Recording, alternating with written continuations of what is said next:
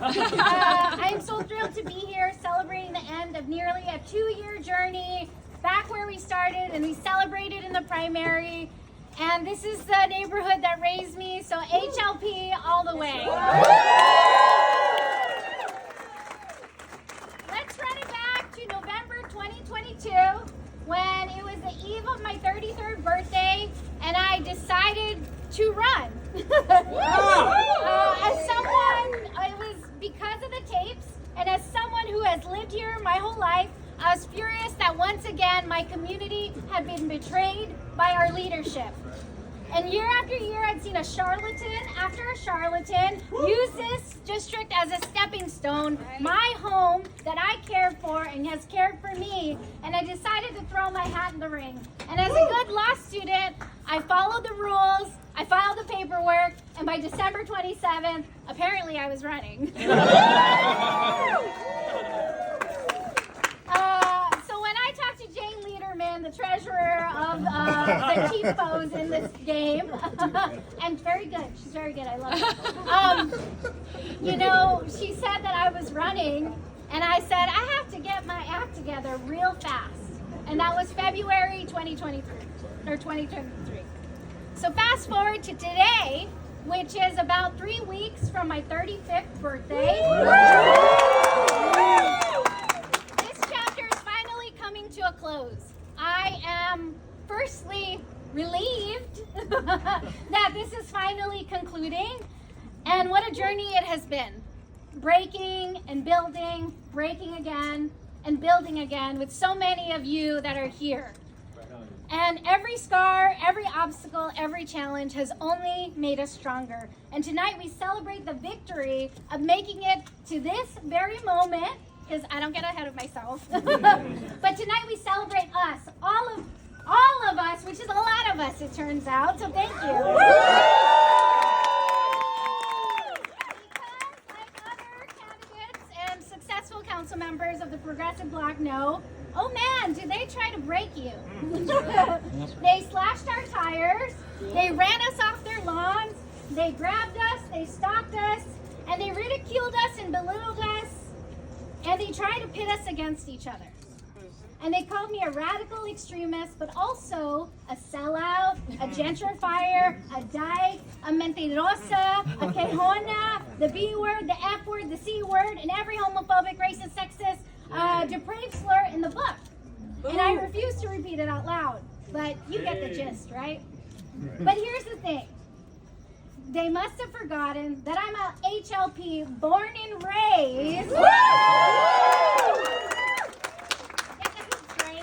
It takes a whole lot more than that to scare us out of standing up for our community. And they tried to bury us, but they didn't know that we were seeds. And here we are, unbroken, unyielding, unapologetically unyielding and present and blooming.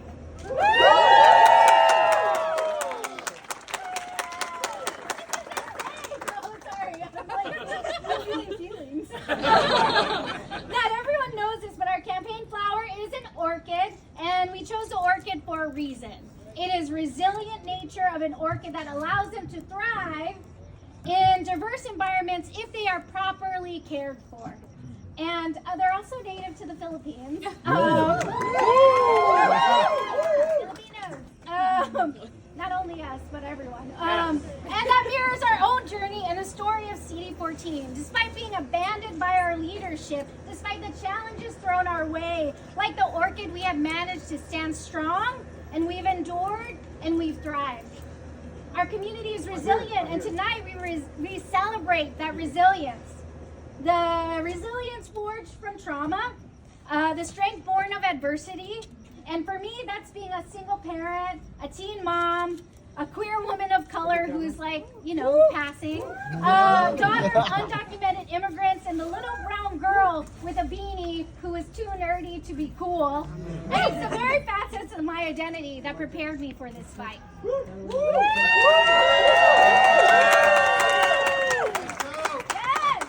All those years of feeling anxious and sorry and lonely, of being the other, have given me the profound sense of purpose and empathy needed for the kind of leadership that we want here in CD14. I've embraced every part of who I am on this campaign. I've been out with all of my feelings and everything, y'all know, unapologetically. In doing so, I found a community that embraced me, and not just embraced me, uplifted me, and we came together. What used to be points of shame for me are now bring me the most overwhelming sense of pride. And so those who are trying to diminish what we've accomplished, which I know they will because they're going to say that it was just luck or that it was a fluke, or the old guard doesn't believe that people like us could possibly outwork them. Well, let me say this directly to every other in the room. They can only survive as long as our imposter syndrome does too. As long as we continue to believe that we're not smart enough, well-spoken enough, savvy enough, well-groomed enough to lead, they'll hold on to the power. Woo! And as long as we continue to believe that this is just the way that it is, that we should sit down and shut up and be grateful for whatever they just give at us, that we should pick ourselves up by our bootstraps when we don't even have boots to begin with, as long as we believe that we don't deserve a city as good as it's promised, we will never live to see our collective liberation. And I hope, I'm not free till we're all free. I hope that this campaign has taught you, like it's taught me, the courage to ask for more, to reclaim our spaces that were never meant for working people like us to thrive in. We can reshape these systems. We can demand justice, dignity, and opportunity for every one of us. And believe me when I say, we earned every step of this journey. We didn't stumble into this moment. We fought for it together. Look, $170,000, correct me back, doesn't happen overnight.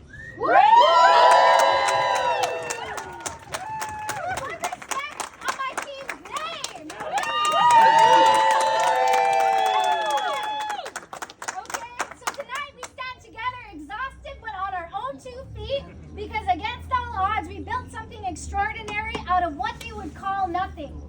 Because we knew it was never nothing. We were always bigger, greater, stronger, more powerful than they could ever imagine our community to be. And we've always been larger than life. And as I've all told you, my larger than life are 4-foot women like the one right there, my tita, who are the biggest powerhouses in the tiniest bodies. Women like the Guerreras in Boyle Heights, like Eva, Elsie, Anita, Gloria, Alicia, and Claudia.